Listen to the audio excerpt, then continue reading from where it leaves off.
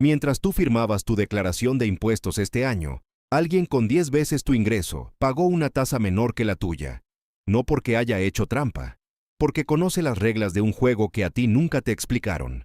Te enseñaron que pagar impuestos es un deber cívico, que quien más gana más debe pagar, que eso es lo justo. Y mientras creíste eso, construiste tu vida entera sobre una cancha inclinada. Trabajaste más horas, ganaste más, y el fisco se llevó una parte mayor. Así funciona cuando no conoces el tablero. Lo que vas a escuchar hoy no es evasión ni trampa, es la estructura legal que los ricos llevan décadas usando y que nadie te enseñó porque el sistema funciona mejor cuando no la conoces. Vas a entender por qué el código tributario no fue escrito para el empleado, sino para quien mueve capital, y qué decisiones concretas cambian el lado del tablero en el que estás parado. Si este canal todavía no es parte de tu rutina, este es el momento de suscribirte y activar la campanita. Porque este tipo de información no llega a todos los feeds, llega a quienes la buscan. Escribe ahora en los comentarios: hoy decido entender cómo funciona el dinero real. Escríbelo porque declararlo en voz alta es el primer acto de alguien que ya dejó de jugar sin saber las reglas. Y quédate hasta el final. El último punto es el que más cuesta aplicar, y es exactamente por eso que es el más importante. El código tributario tiene más de 2000 páginas. 2000 páginas que el empleado promedio nunca va a leer, porque está ocupado trabajando para pagar lo que esas páginas determinan. Mientras tanto, el empresario, el inversor, el dueño de activos, esa persona sí tiene a alguien que las leyó, que las estudió, que encontró cada cláusula que reduce lo que se paga de forma completamente legal. No es injusto en el sentido moral de la palabra. Es el resultado de dos grupos de personas que juegan con información diferente. Piensa en tu último mes. Calculaste cuánto entraba. Luego restaste el alquiler, la comida, los servicios, el transporte, la cuota del crédito que tomaste para cubrir lo que no alcanzó el mes anterior. Y lo que quedó, si quedó algo, fue tuyo. Pero antes de que llegara a tu cuenta, el Estado ya había tomado su parte. No después de que gastes, antes, sobre el bruto, sobre el total. Antes de que pagues nada, ya debes algo. Ese modelo, trabajar, recibir el ingreso ya recortado, gastar lo que queda, tiene un nombre técnico, es el modelo del empleado, y tiene una característica que lo define. En este modelo, el ingreso siempre llega después del impuesto, siempre, sin excepciones, sin importar que también te vaya, el fisco cobra primero. El otro modelo, el que usan quienes acumulan riqueza, funciona exactamente al revés. El dinero entra, se mueve, se invierte, se gasta en lo que genera más dinero y después, solo después, se calcula lo que se debe. Esa diferencia de orden no es un detalle contable, es la diferencia entre construir patrimonio o administrar lo que te dejaron después de que todos cobraron. ¿Cuántos años llevas trabajando con el primer modelo sin saber que existía el segundo? Andrés llevaba 14 años manejando un camión de reparto en una ciudad mediana de Colombia. Levantarse a las 4 de la mañana, 5 días a la semana, a veces 6. Buen trabajador, nunca faltó, nunca llegó tarde. Ganaba lo suficiente para sostener a su familia, pagar el arriendo de la casa donde vivían y mandar a sus 2 hijos a una escuela decente. No sobraba nada, pero tampoco faltaba. Eso era lo que él llamaba estabilidad. Lo que quería Andrés no era ser millonario, quería dejar de sentir que si se enfermaba 2 semanas, todo se derrumbaba.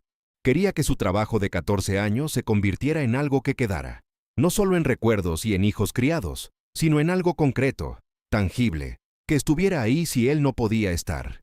El momento que cambió su forma de pensar no fue una revelación ni una oportunidad extraordinaria. Fue una conversación con el dueño de la empresa donde trabajaba, un hombre que no era particularmente inteligente ni carismático, pero que un día le explicó algo sin querer, que su camioneta, la que usaba para el negocio, no era un gasto, era una deducción, que la gasolina, el mantenimiento, el seguro, todo eso reducía lo que la empresa declaraba como ganancia, y por lo tanto, lo que pagaba al fisco.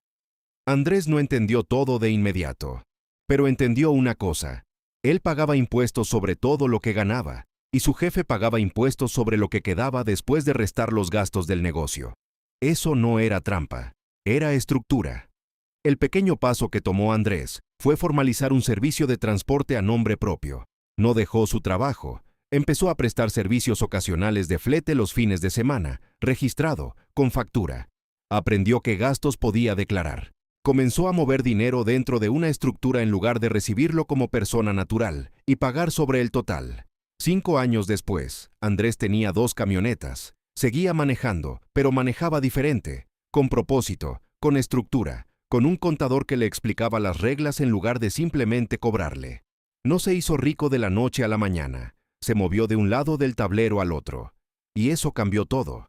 Tú también conoces a alguien como Andrés. Alguien que trabajaba igual que los demás y en algún punto empezó a hacer algo diferente, sin que fuera obvio desde afuera.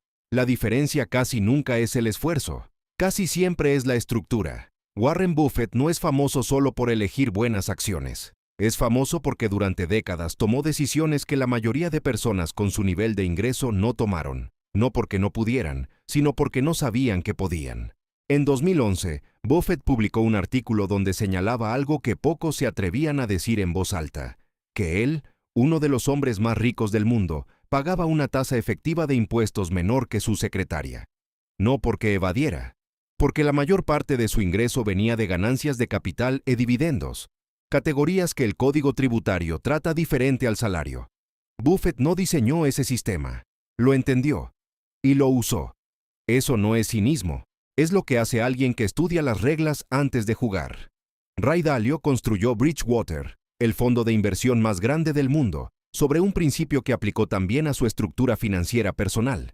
Entender los sistemas tal como son, no como deberían ser. Dalio no protestó por las leyes tributarias ni las ignoró. Las estudió como estudia cualquier otro sistema, buscando cómo funcionan realmente, no cómo se supone que funcionan. Y lo que encontró es lo que cualquier persona con acceso a información puede encontrar. Que el código tributario en casi todos los países latinoamericanos tiene categorías, estructuras y figuras legales que reducen la carga fiscal de forma sustancial, y que esas figuras están disponibles no solo para los grandes corporativos, sino para cualquier persona que decida organizarse de forma diferente. La pregunta no es si existe un camino legal para pagar menos. Existe. La pregunta es por qué nadie te lo enseñó. La respuesta es incómoda pero simple, porque el sistema recauda más cuando la mayoría no lo sabe. No hay conspiración, hay inercia. La escuela te enseña a ser empleado porque el Estado recauda más de los empleados. El impuesto se descuenta automáticamente, sin que tengas que hacer nada, sin que puedas hacer nada. El empresario, el inversor, el dueño de activos tiene que declarar, tiene que calcular, tiene que elegir. Y en ese proceso de elección hay espacio legal para decidir cuánto pagar. El primer movimiento concreto es entender en qué categoría estás y qué categorías existen. En la mayoría de países de América Latina, hay una diferencia legal fundamental entre persona natural y persona jurídica. La persona natural, tú, con tu nombre, tu número de identificación, paga impuestos sobre su ingreso total antes de cualquier gasto personal. La persona jurídica, una empresa, aunque sea pequeña, aunque seas tú solo, puede deducir gastos operativos antes de calcular la base gravable. Esa diferencia, dependiendo del país y del ingreso, puede representar entre un 15 y un 40% de lo que pagas. Esto no significa que todos deban crear una empresa mañana. Significa que la primera pregunta que hay que hacerse no es cuánto ganar, sino bajo qué estructura recibir ese ingreso, porque la estructura determina cuánto queda. El segundo movimiento es entender qué se puede deducir. Aquí es donde la mayoría pierde dinero por ignorancia, no por falta de ingresos. En casi todos los sistemas tributarios latinoamericanos, los gastos relacionados con la generación de ingreso son deducibles. Equipos, tecnología, transporte, formación profesional, espacios de trabajo, servicios contratados. Si usas tu vehículo para trabajar, parte de ese gasto puede reducir tu base impositiva. Si tienes una oficina en casa, hay legislaciones que permiten declarar un porcentaje de ese espacio como gasto operativo. Si contratas servicios, diseño, contabilidad, asesoría, esos pagos salen antes del cálculo.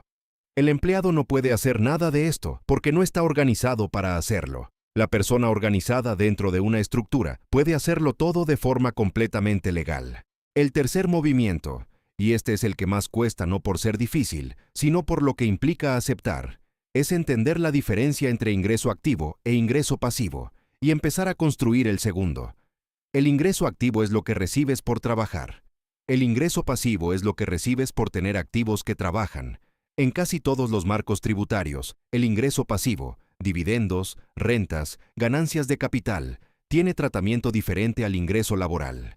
No siempre menor, pero diferente. Y esa diferencia, combinada con la estructura correcta, es lo que permite a algunas personas mover grandes cantidades de dinero con cargas fiscales que el empleado promedio considera imposibles. Aquí no hay magia. Hay tiempo, estructura y decisiones tomadas en el orden correcto. El cuarto movimiento es el más contraintuitivo: reinvertir antes de retirar. La riqueza no se acumula extrayendo dinero del negocio para gastarlo. Se acumula manteniendo el capital dentro de la estructura el mayor tiempo posible. Cada peso que permanece dentro de una empresa o instrumento de inversión sigue trabajando sin haber pasado por el filtro del impuesto al ingreso personal. Cuando finalmente se retira, puede hacerse de formas que optimizan la carga fiscal, en plazos, en categorías, en estructuras que ya existen y que un contador con experiencia real puede diseñar. Morgan Housel escribió algo que parece simple hasta que lo piensas despacio. La riqueza no es lo que ves, es lo que no ves. Lo que ves es el carro, la casa, el viaje. Lo que no ves es lo que no se gastó, lo que se reinvirtió, lo que se estructuró para seguir creciendo sin que el fisco lo vea como ingreso disponible. Los ricos no son más ricos porque ganan más.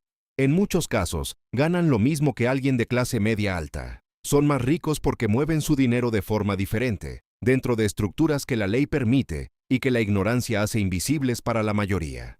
¿Este mensaje movió algo en ti? Si es así, dale me gusta. No como gesto, sino como señal de que este tipo de contenido vale tu tiempo. Y si mientras escuchabas vino a tu mente alguien, un familiar, un amigo, alguien que trabaja duro y nunca avanza, compártelo con esa persona.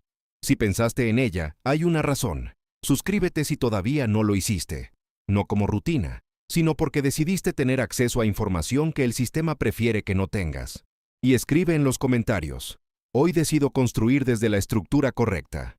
Hay algo que nadie te dice cuando cumples 30 años, ni cuando cumples 40. Nadie te sienta y te explica que cada año que pasas recibiendo tu ingreso como persona natural, sin estructura, sin deducciones, sin planificación fiscal, es un año en que pagaste más de lo que la ley te obligaba a pagar. No más de lo que estaba escrito. Exactamente lo que estaba escrito, porque para el empleado sin estructura no hay espacio para elegir. El sistema ya eligió por ti, y lo más doloroso no es el dinero que se fue, es que ese dinero podría haber sido el primero. El capital inicial. El fondo que te habría permitido comprar el activo que genera ingreso pasivo que ahora pagaría impuestos a una tasa menor que tu salario.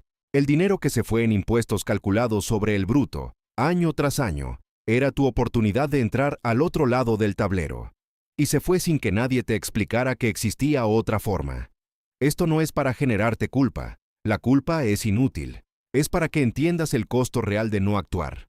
Porque hay personas hoy mismo, en este momento mientras escuchas esto, que están tomando la decisión de organizarse diferente. No porque sean más inteligentes ni más trabajadoras, porque recibieron esta información y decidieron hacer algo con ella.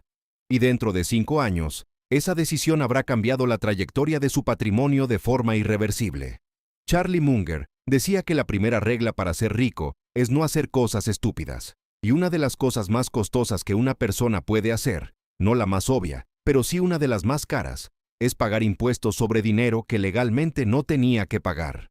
No porque sea deshonesto pagarlos, sino porque ese dinero tenía un destino diferente si tú hubieras conocido las reglas. El tablero no va a cambiar. Las reglas seguirán favoreciendo a quien las conoce. La única variable que puedes controlar hoy es en qué lado decides estar mañana. Te espero en el siguiente video.